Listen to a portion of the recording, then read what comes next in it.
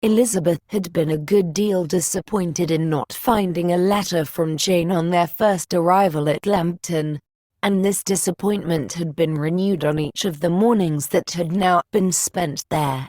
But on the third her repining was over, and her sister justified, by the receipt of 2 letters from her at once, on one of which was marked that it had been missent elsewhere. Elizabeth was not surprised at it, as Jane had written at the direction remarkably ill. They had just been preparing to walk as the letters came in, and her uncle and aunt, leaving her to enjoy them in quiet, set off by themselves. The one missent must first be attended to. It had been written 5 days ago. The beginning contained an account of all their little parties and engagements, with such news as the country afforded. But the latter half, which was dated a day later, and written in evident agitation, gave more important intelligence. It was to this effect: "Since writing the above, dearest Lizzie, something has occurred of a most unexpected and serious nature, but I am afraid of alarming you. Be assured that we are all well. What I have to say relates to poor Lydia.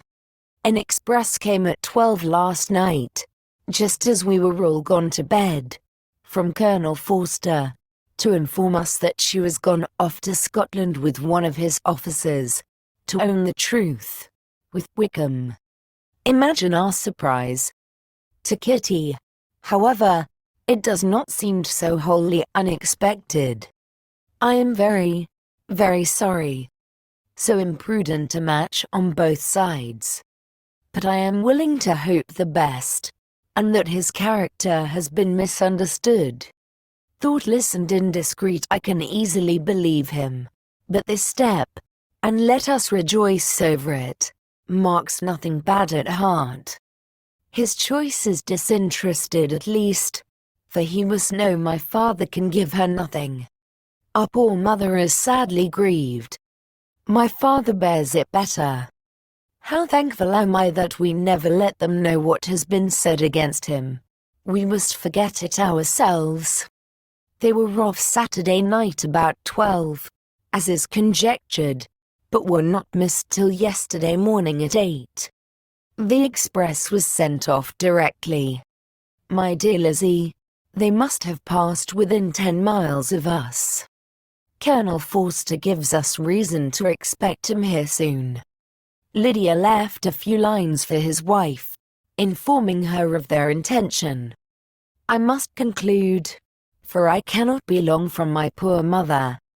I am afraid you will not be able to make it out, but I hardly know what I have written.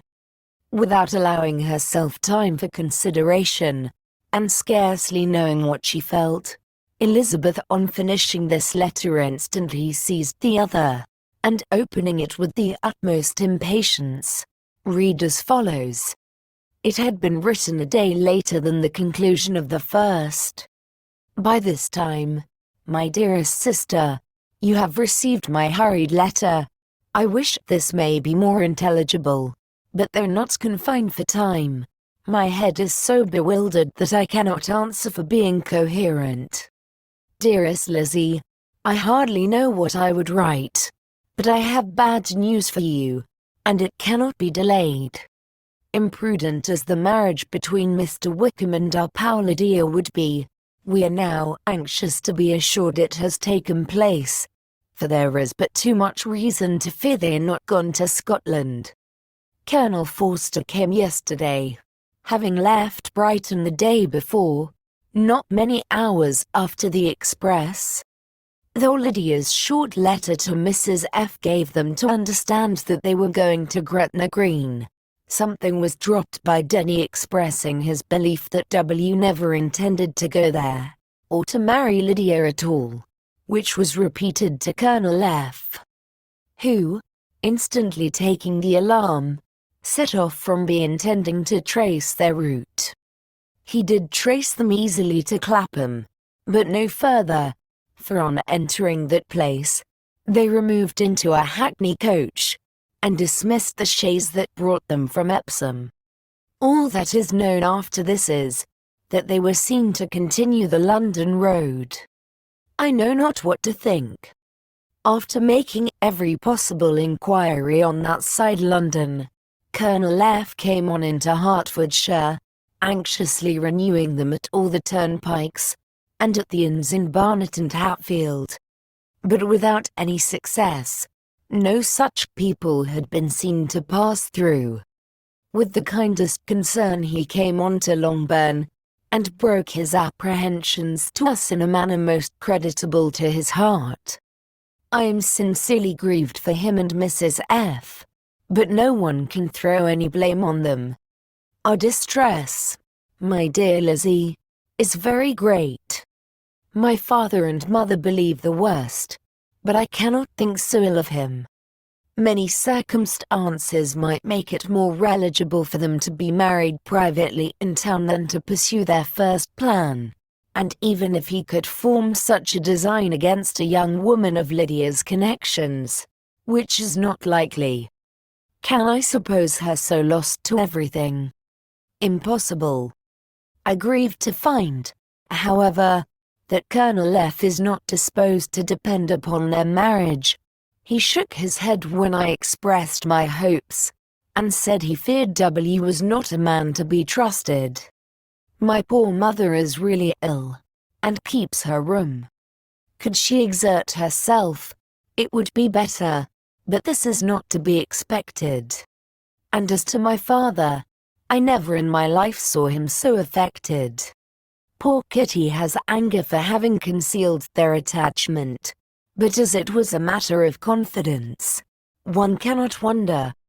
I am truly glad, dearest Lizzie, that you have been spared something of these distressing scenes, but now, as the first shock is over, shall I own that I long for your return? I am not so selfish, however, as to press for it, if inconvenient. Adieu.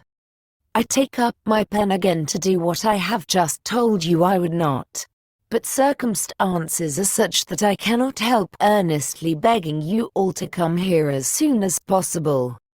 I know my dear uncle and aunt so well, that I am not afraid of requesting it, though I have still something more to ask of the former. My father is going to London with Colonel Forster instantly, to try to discover her. What he means to do, I am sure I know not. But his excessive distress will not allow him to pursue any measure in the best and safest way, and Colonel Forster is obliged to be at Brighton again tomorrow evening. In such an exigence, my uncle's advice and assistance would be everything in the world. He will immediately comprehend what I must feel, and I rely upon his goodness. Oh, where is my uncle? Cried Elizabeth, darting from her seat as she finished the letter, in eagerness to follow him, without losing a moment of the time so precious. But as she reached the door it was opened by a servant, and Mr. Darcy appeared. Her pale face and impetuous manner made him start, and before he could recover himself to speak, she, in whose mind every idea was superseded by Lydia's situation, hastily exclaimed, "I beg your pardon, but I must leave you. I must find Mr. Gardiner this moment, on business that cannot be delayed. I have not an instant to lose." "Good God, what is the matter?" cried he, with more feeling than politeness. Then recollecting himself, "I will not detain you a minute, but let me, or let the servant go after Mr. and Mrs. Gardiner. You are not well enough. You cannot go yourself." Elizabeth hesitated, but her knees trembled under her and she felt how little would be gained by her attempting to pursue them. Calling back the servant, therefore, she commissioned him, though in so breathless an accent as made her almost unintelligible, to fetch his master and mistress home instantly. On his quitting the room she sat down, unable to support herself, and looking so miserably ill, that it was impossible for Darcy to leave her. or to refrain from saying, in a tone of gentleness and commiseration, "Let me call your maid. Is there nothing you could take to give you present relief? A glass of wine? Shall I get you one? You are very ill." "No, I thank you," she replied, endeavoring to recover herself. "There is nothing the matter with me. I am quite well. I am only distressed by some dreadful news which I have just received from Longbourn." She burst into tears as she alluded to it, and for a few minutes could not speak another word. Darcy, in wretched suspense, could only say something indistinctly of his concern, and observe her in compassionate silence. At length she spoke again. "I have just had a letter from Jane, with such dreadful news. It cannot be concealed from anyone. My younger sister has left all her friends, has eloped, has thrown herself into the power of Mr. Wickham. They are gone off together from Brighton. You know him too well to doubt the rest. She has no money, no connections, nothing that can tempt him to. She is lost forever." Darcy was fixed in astonishment. "When I consider," she added in a yet more agitated voice, "that I might have prevented it. I who knew what he was. Had I but explained some part of it only, some part of what I learnt, to my own family. Had his character been known, this could not have happened. But it is all too late now. I am grieved indeed," cried Darcy, grieved, shocked. "But is it certain, absolutely certain?" "Oh, yes. They left Brighton together on Sunday night, and were traced almost to London, but not beyond. They're certainly not gone to Scotland. And what has been done, what has been attempted, to recover her? My father has gone to London, and Jane has written to beg my uncle's immediate assistance, and we shall be off, I hope, in half an hour. But nothing can be done. I know very well that nothing can be done. How is such a man to be worked on? How they even to be discovered? I have not the smallest hope. It is every way horrible." Darcy shook his head in silent acquiescence. "When my eyes were opened to his real character, oh, had I known what I ought, what I dared to do. But I knew not. I was afraid of doing too much. Wretched, wretched mistake." Darcy made no answer.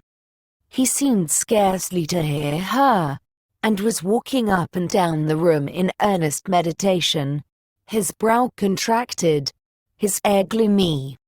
Elizabeth soon observed, and instantly understood it. Her power was sinking. Everything must sink under such a proof of family weakness, such an assurance of the deepest disgrace. She could neither wonder nor condemn, but the belief of his self-conquest brought nothing consolatory to her bosom, afforded no palliation of her distress. It was, on the contrary, exactly calculated to make her understand her own wishes, and never had she so honestly felt that she could have loved him, as now, when all love must be vain. But self, though it would intrude, could not engross her.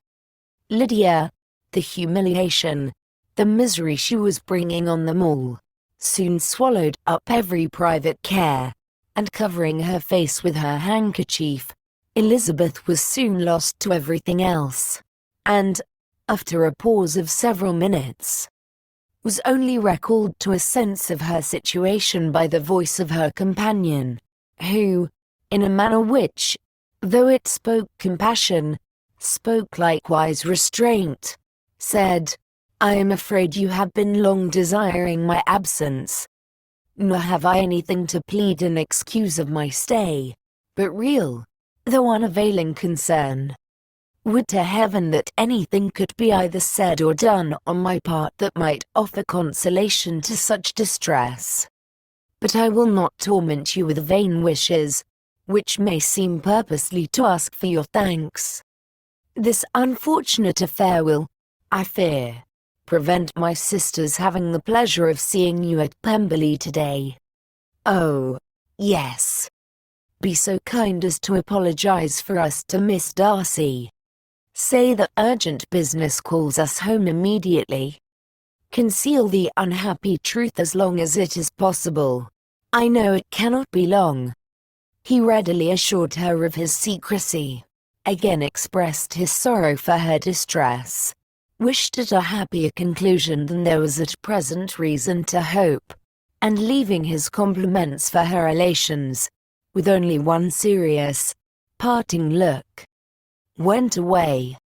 As he quitted the room, Elizabeth felt how improbable it was that they should ever see each other again on such terms of cordiality as had marked their several meetings in Derbyshire. And as she threw a retrospective glance over the whole of their acquaintance, so full of contradictions and varieties, sighed at the perverseness of those feelings which would now have promoted its continuance, and would formerly have rejoiced in its termination.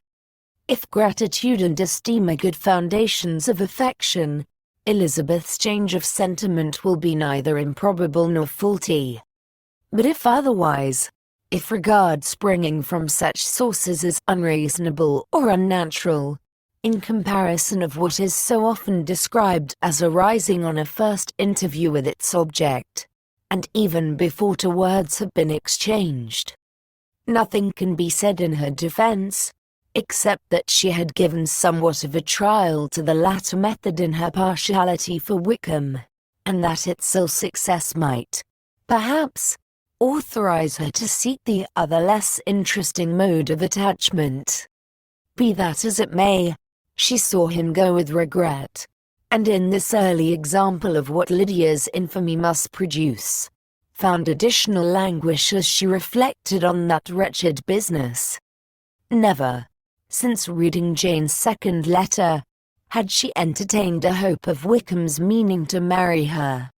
No one but Jane, she thought, could flatter herself with such an expectation.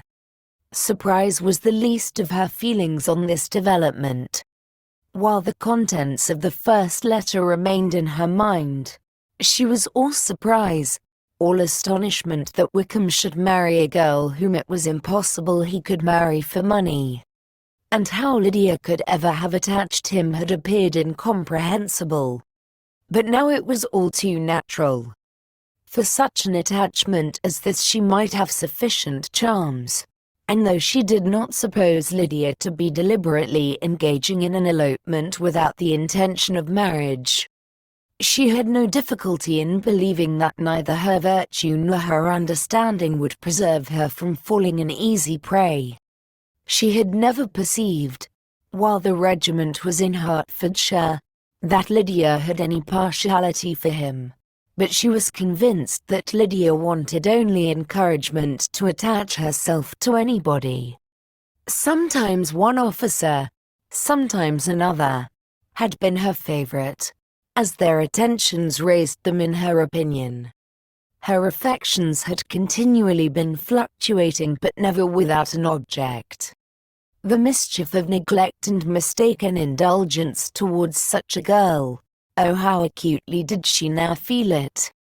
She was wild to be at home, to hear, to see, to be upon the spot to share with Jane in the cares that must now fall wholly upon her, in a family so deranged, a father absent, a mother incapable of exertion, and requiring constant attendance.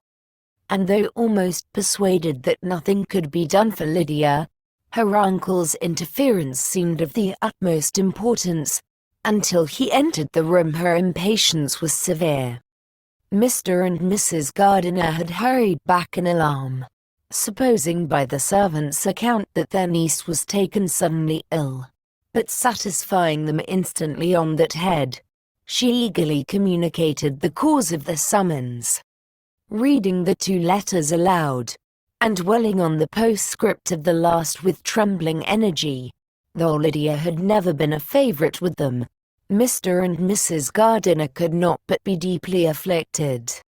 Not Lydia only, but all were concerned in it, and after the first exclamations of surprise and horror, Mr. Gardiner promised every assistance in his power.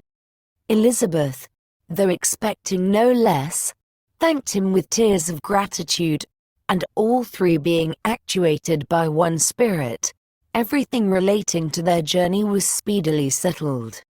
They were to be off as soon as possible. "But what is to be done about Pemberley?" cried Mrs. Gardiner. "John told us Mr. Darcy was here when you sent for us. Was it so?" "Yes, and I told him we should not be able to keep our engagement." "That is all settled." "What is all settled?" repeated the other, as she ran into her room to prepare. "And they upon such terms as for her to disclose the real truth. Oh, that I knew how it was." But wishes were vain, or at least could only serve to amuse her in the hurry and confusion of the following hour. Had Elizabeth been at leisure to be idle, she would have remained certain that all employment was impossible to one so wretched as herself, but she had her share of business as well as her aunt. And amongst the rest there were notes to be written to all their friends at Lambton, with false excuses for their sudden departure. An hour, however, saw the whole completed, and Mr. Gardiner meanwhile having settled his account at the inn, nothing remained to be done but to go, and Elizabeth, after all the misery of the morning, found herself, in a shorter space of time than she could have supposed, seated in the carriage, and on the road to Longbourn.